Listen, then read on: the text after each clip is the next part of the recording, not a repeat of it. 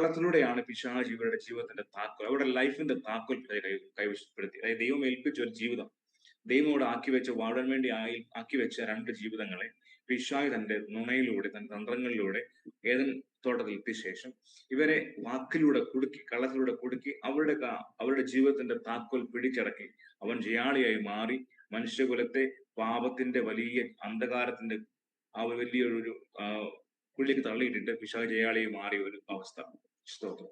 ഈ ഒരു അവസ്ഥയിൽ നിന്ന് മാനവകുലത്തെ വിടുവിക്കാൻ വേണ്ടി യേശു കർത്താവ് അല്ലെങ്കിൽ ദൈവം ഭൂമിയിലേക്ക് ഇറങ്ങി വന്നിട്ട് പിശാചിന്റെ തല തകർത്തു. പിശാചിന്റെ തല തകർത്തിട്ട്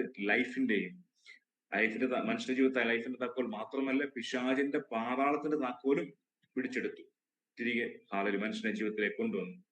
അതാണ് റിഡംഷന്റെ ഏറ്റവും വലിയ കാര്യം എന്ന് പറയുന്നത്. വീണ്ടെടുപ്പിന്റെ ഏറ്റവും വലിയ കാര്യം അതാണ് വീണ്ടെടുപ്പ് എന്ന് പറയുന്നത്. സ്തോത്രം. ഈ വീണ്ടെടുത്ത് കഴിയുമ്പോഴും അതിൽ ഒരുപാട് ഗുണങ്ങളുണ്ട്. നമ്മൾ കുറച്ച് നാൾ മുമ്പ് നാം സംസാരിച്ച വിഷയമാണത്. നമ്മുടെ പൊസിഷനെ കുറിച്ച് നമ്മൾ പറഞ്ഞിരുന്നു. നമ്മുടെ സൺഡേ പൊസിഷനെ കുറിച്ച് കുറെ കാര്യങ്ങൾ പറഞ്ഞിട്ടുണ്ട്. അത് ഏകദേശം അത് തന്നെയാണ് ഈ വീണ്ടെടുപ്പിൻ്റെതായ ഗുണങ്ങൾ എന്ന് പറയുമ്പോൾ. ഒന്നാമത്തെ കാര്യം, പാപത്തിലൂടെ, അതായത് ഞാൻ പറഞ്ഞല്ലോ, പിശാചിന്റെ നുണയിലൂടെ ജീവിതം നഷ്ടപ്പെട്ടു പോയ, ലൈഫ് നഷ്ടപ്പെട്ടു പോയ മനുഷ്യകുലത്തിന്റെ ലൈഫ് വീണ്ടെടുത്തുകൊണ്ട് അവരുടെ ജീവിതത്തിന്റെ ആ താക്കോൽ പിടിച്ചെടുക്കുകയും മനുഷ്യനെ ദൈവത്തിലേക്ക് തിരിച്ചു കൊണ്ടുവരികയും ചെയ്യുന്നത്. അതായത് പാപത്തിലൂടെ, അനുസരണക്കേടിലൂടെ ദൈവമായുള്ള ബന്ധം നഷ്ടപ്പെട്ടു പോയ മനുഷ്യകുലത്തിന്റെ ആ ജീവിതത്തെ, അല്ലെങ്കിൽ അവരുടെ ദൈവമായുള്ള ബന്ധത്തെ പുനഃസ്ഥാപിക്കപ്പെട്ട ഒരു പ്രക്രിയയായിരുന്നു ഈ യേശു കർത്താവിന്റെ ക്രൂശ് മരണം. അതാണ് റിഡംഷൻ എന്ന് പറയാൻ അതിലൂടെ ഉദ്ദേശിക്കുന്നത്. മനുഷ്യൻ നഷ്ടപ്പെട്ടു പോയ ആ ഒരു ബന്ധത്തെ ദൈവം യേശു കർത്താവ് വീണ്ടെടുത്തു. ദൈവമായിട്ടൊരു റീകോൺസിലിയേഷൻ അവിടെ വരുത്തി. അതുവരെ ഇങ്ങനെ പ്രാർത്ഥിച്ചുകൊണ്ടിരുന്ന മോശെ പ്രാർത്ഥിച്ചുകൊണ്ടിരുന്നെങ്കിൽ പിന്നീട് മനുഷ്യൻ പ്രാർത്ഥിക്കുന്ന ദൈവത്തിനോട് കൂടിരുന്ന പ്രാർത്ഥിക്കുന്നത്, അല്ലെ, ഒരു സ്നേഹിതനെ പോലെ, അല്ലെങ്കിൽ ദൈവം മോശമായി സ്നേഹിതനെ പോലെ സംസാരിച്ചെങ്കിലും ആ സ്റ്റാറ്റസ് അതുവരെ അപ്പൻ മകൻ എന്നുള്ളതായിരുന്നില്ല. പക്ഷെ അങ്ങനെയല്ല. ഇപ്പോൾ നമ്മുടെ സ്റ്റാറ്റസ് നമ്മുടെ മക്കളാണ്. അപ്പന്റെ മടിയിൽ കയറിയിരുന്ന അപ്പന്റെ ചെവികൾ സ്വകാര്യം പറയാൻ തക്കവണ്ണം സ്വാതന്ത്ര്യമുള്ള മക്കളാണ് നമ്മളിപ്പോൾ. ആ സ്റ്റാറ്റസ് മാറിയത് അങ്ങനെയാണ്. ക്രിസ്തുവിന്റെ ക്രൂശ് മരണത്തിലെ ഇവിടെ നമ്മൾക്ക് കിട്ടിയ ഒരു റിഡംഷൻ, സ്വാതന്ത്ര്യം, ആ സ്വാതന്ത്ര്യത്തിലൂടെ ദാസൻ എന്ന പദവിയിൽ നിന്ന് മകൻ എന്ന പദവിയിലേക്ക് നമ്മൾ മാറ്റപ്പെട്ടു. ഹല്ലേലൂയ. അങ്ങനെ മാറ്റപ്പെട്ട സമയത്ത് കിട്ടിയ സ്വാതന്ത്ര്യങ്ങളൊന്നാണ് പിതാവിന്റെ മടിയിലിരുന്ന് അപ്പന്റെ ചെവിയിൽ സ്വകാര്യം പറയാനുള്ള, അപ്പനോട് നേരിട്ട് സംസാരിക്കാനുള്ള ഒരു അവകാശം തിരിച്ചു കിട്ടി. ഹല്ലേലൂയ. ആദാമിന് മാത്രമുണ്ടായിരുന്ന, ആദ്യകാലങ്ങളിൽ ആദാം പാപത്തിൽ മുമ്പുണ്ടായിരുന്ന അവകാശത്തെ ക്രിസ്തുയേശുവിലൂടെ നമുക്ക് നമ്മളെ മക്കളാക്കുകയും ദൈവത്തോട് കൂടെ ആയിരിക്കാൻ നമ്മളെ സഹായിക്കുകയും ചെയ്തു ആ ഒരു റിഡംഷനിലൂടെ. ഒന്നാമത്തെ കാര്യം എന്ന് പറയുമ്പോൾ നമുക്ക് പാപത്തിന്റെ മേലുള്ള ജയം. ഹല്ലേലൂയ. സ്തോത്രം. നമ്മൾ പാപത്തെ ജയിച്ചവരാ, നമുക്ക് ബോധ്യം പക്ഷെ ഇല്ല. നമുക്ക് പാപത്തെ ജയിച്ചവരാ നമ്മൾ. ഒരിക്കൽ എനിക്ക് പാപത്തെ ജയിക്കാൻ കഴിയുന്നല്ലോ എന്നുള്ളൊരു കരച്ചിൽ പലപ്പോഴും മനുഷ്യരിൽ നിന്നുണ്ടാവാറ്. പക്ഷെ അത് തെറ്റാണ്. നമ്മൾ പാപത്തെ ജയിച്ചവരാണ്. കാരണം കർത്താവ് പാപത്തെ ജയിച്ചവരായാലും നമ്മളും പാപത്തെ ജയിച്ചവരാ. നമ്മൾ ഇരിക്കുന്ന അവിടെ എപ്പോഴും ആ ബോധ്യം നമുക്ക് വേണം. നമ്മൾ ഇരിക്കുന്ന എവിടെയാ? നമ്മൾ ക്രിസ്തുവിന്റെ ഉള്ളിൽ സ്വർഗസ്ഥലങ്ങളിൽ പിതാവിന്റെ വലതുഭാഗത്തിരിക്കുന്നവരാണ്. നേരിട്ട് ദൈവത്തോട് നമുക്ക് ആക്സസ് ഉള്ളവരാ, ദൈവവുമായി ബന്ധമുള്ളവരാ. അതായത് ഇരിക്കുന്ന ക്രിസ്തുവിനുള്ളിലാണ്. ക്രിസ്തു പാപത്തെയും മരണത്തെയും ജയിച്ചവനാണെങ്കിൽ ഉള്ളിൽ വസിക്കാൻ നമ്മൾ ഇതിനെ ജയിച്ചവരാ. പക്ഷെ ആ ബോധം നമുക്കില്ല, നമുക്ക് ആ തിരിച്ചറിവില്ല. നമുക്കത് അറിയാമെങ്കിലും അതിനെക്കുറിച്ച് നമ്മൾ ഓർക്കുന്നില്ല. നമ്മളത് മറന്നു കളഞ്ഞു. സൗകര്യപോലും നമ്മൾ മറന്നു കളഞ്ഞു. ഇപ്പോൾ നമ്മൾ കരയുക, എനിക്ക് ജയിക്കാൻ കഴിയുന്നില്ല, അതിനെ ജയിക്കാൻ കഴിയുന്നില്ല, അയ്യോ എന്നെ കൊണ്ടേ പോകത്തുള്ളൂ, എങ്ങനെ ജയിക്കുന്ന കർത്താവേ എന്നുള്ള കരച്ചിൽ എപ്പോഴും നമ്മൾ നേരിടും. പക്ഷെ അതങ്ങനെയല്ല. നമ്മൾ ഇതിനെ ജയിച്ചവരാണെന്നുള്ള ഒരു വിശ്വാസം നമ്മളിൽ ഉണ്ടാകണം.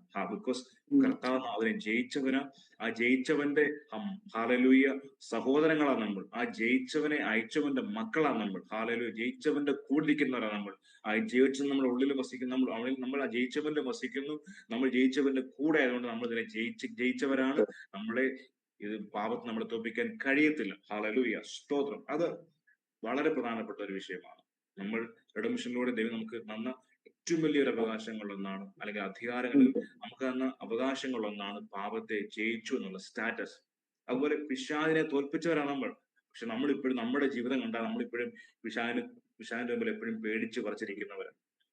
ദേവദാസൻ പറഞ്ഞൊരു കാര്യമുണ്ട്, ജയരമ വിശ്വാസ ജീവിതം നയിക്കുന്നത്. അതായത് ക്രിസ്ത്യാനി ആകണമെങ്കിൽ, ഞാൻ കഴിഞ്ഞ ദിവസങ്ങളിൽ കേട്ടൊരു വാക്ക് അതിനെ ഒത്തിരി ടച്ച് ചെയ്ത്, ക്രിസ്ത്യാനിയെ നിന്നെ വിളിക്കണമെങ്കിൽ നിനക്ക് ഭയം പാടില്ല. കാരണം മരണത്തെ ജയിച്ചവന്റെ അനുഗാമികളാണ് നമ്മൾ. അതായത് മരിച്ചു ജയിച്ചവൻ, മരിച്ചിട്ട് ഹല്ലേലൂയ. ആരും മരിച്ചാരും ജയിക്കാറില്ലല്ലേ? മരിച്ച അവിടെ തോറ്റെന്നാ പറഞ്ഞത്. പക്ഷെ നമ്മുടെ ദൈവം അങ്ങനെയല്ല. മരിച്ചിട്ട് ജയിച്ചവനാ. തന്റെ ജീവനെ കൊടുത്ത് ജയിച്ചു. ഹല്ലേലൂയ. അവന്റെ അനുഗാമികളാണ് നമ്മൾ. അപ്പൊ നമുക്ക് ഭയം പാടില്ല.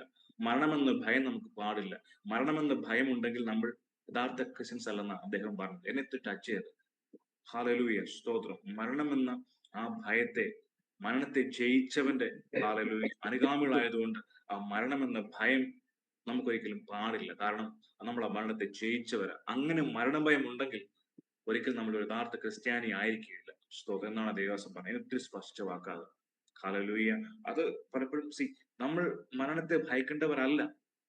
പക്ഷെ നമ്മളെല്ലാം മരണത്തെ ഭയക്കുന്നവരാ. ഒരു അർത്ഥത്തിൽ മറ്റൊരു അർത്ഥത്തിൽ പറഞ്ഞാൽ നമ്മൾ മരണത്തെ ശരിക്കും പേടിക്കുന്നവരാ. മരണം എന്ന് കേൾക്കുമ്പോൾ നമുക്ക് ഭയങ്കര ഭയമാണ്. അതുകൊണ്ടാണ് പലപ്പോഴും രോഗങ്ങളൊക്കെ വരുമ്പോൾ നമ്മൾ ഒത്തിരി സ്റ്റാൻഡേർഡ് ആയി പോകുന്നത്. നമ്മളിങ്ങനെ ആടി ഒളിഞ്ഞു പോകുന്നത്. പക്ഷെ നമ്മൾ മരണത്തെ ഭയക്കേണ്ടവരല്ല. ബിക്കോസ് നമ്മുടെ ദൈവം മരണത്തെ ജയിച്ചവന് ആ വിശ്വാസം, ആ ഉറപ്പുണ്ടായിരിക്കുക. ഹല്ലേലൂയ. കർത്താവിന്റെ ക്രൂശ് മരണത്തിലൂടെ റിഡംഷനോട് കിട്ടിയ ഏറ്റവും വലിയ ബെനിഫിറ്റ് ഉള്ളതെന്ന് എന്ന് പറയുന്നത് മരണത്തോടുള്ള ഭയം ഇല്ലാതാവുക എന്നുള്ളതാണ്. നമ്മളതുണ്ട്, പക്ഷെ നമുക്കത് സമ്മതിക്കാൻ മടിയാണ്. നമുക്കത് അറിയില്ല എന്നുള്ളതാണ് വാസ്തവം. വചനം സ്തോത്രം. പറഞ്ഞ ഇങ്ങനെയാ, യേശു കർത്താവ് മരണത്തെ ജയിച്ചവനാ. സോ നമ്മളും അങ്ങനെ തന്നെയാ. ഹല്ലേലൂയ. പാപത്തെ ജയിച്ചവൻ, പിശാചിനെ ജയിച്ചവൻ, മരണത്തെ ജയിച്ചവൻ. ഹല്ലേലൂയ. അങ്ങനെയെങ്കിൽ ഈ ദിവസങ്ങൾ നമ്മൾ മരണത്തെ ഭയക്കുന്നവരല്ല, മറിച്ച് നമ്മൾ മരണത്തെ ജയിച്ചവരാ. സ്തോത്രം. ഹല്ലേലൂയ. സ്തോത്രം. അതുകൊണ്ട് ഈ ദിവസങ്ങളിൽ എന്താണ് ഈ വീണ്ടെടുപ്പ് എന്നുള്ള ആ ഒരു ബോധ്യം നമ്മളിലേക്ക് ഒന്ന് കയറി വരണം. എന്തിന് നമ്മൾ എങ്ങനെ ദൈവം വീണ്ടെടുത്തു? സ്തോത്രം. ഹല്ലേലൂയ. നമ്മളെ എങ്ങനെ ദൈവം പുറത്തു കൊണ്ടു? ക്രിസ്തു നമുക്ക് വേണ്ടി ജ്ഞാനമായി, ക്രിസ്തു നമുക്ക് വേണ്ടി ജീവനായി, ക്രിസ്തു നമുക്ക് വേണ്ടി ശുദ്ധീകരണമായി, കർത്താവിന്റെ വിശുദ്ധ നമ്മുടെ വിശുദ്ധത്തിൽ പറയുന്നത്. അതുപോലെ നമ്മുടെ കർത്താവ് നമ്മുടെ റിഡംഷനായി മാറി, നമ്മുടെ വീണ്ടെടുപ്പായി മാറി. ഹല്ലേലൂയ. ഇതെല്ലാം ക്രിസ്തുവാണ്. ക്രിസ്തുവാണ് ഇതെല്ലാം നമുക്ക് വേണ്ടി ആയിരിക്കുന്നത്. ആ ക്രിസ്തുവിൽ നമ്മൾ ആയിരിക്കുന്നത് നമ്മുടെ ഇതെല്ലാമാണ്. ഹല്ലേലൂയ. വളരെ ശക്തിയേറിയ, വളരെ ആ, നമ്മൾ അവിശ്വസനീയമാണെന്ന് പലപ്പോഴും ലോകമനുഷ്യർ തോന്നുമെങ്കിലും വിശ്വാസം നമുക്ക് ഓരോരുത്തർക്കും അറിയാം, സത്യമാണെന്ന് അറിയാം. കാരണം നമ്മുടെ ദൈവം ഒരിക്കലും കള്ളം പറയുന്ന ദൈവമല്ല. ഈ വചനം ഒരിക്കലും കള്ളം പറയുന്നതല്ല. ഇത് സത്യമാണ്. നമ്മൾ ഹല്ലേലൂയ. നമ്മുടെ ദൈവം എന്ന് പറയുന്നത് നമ്മളെ കാണുന്ന പോലെ സത്യമാണ് നമ്മുടെ ദൈവം എന്ന് പറയുന്നത്.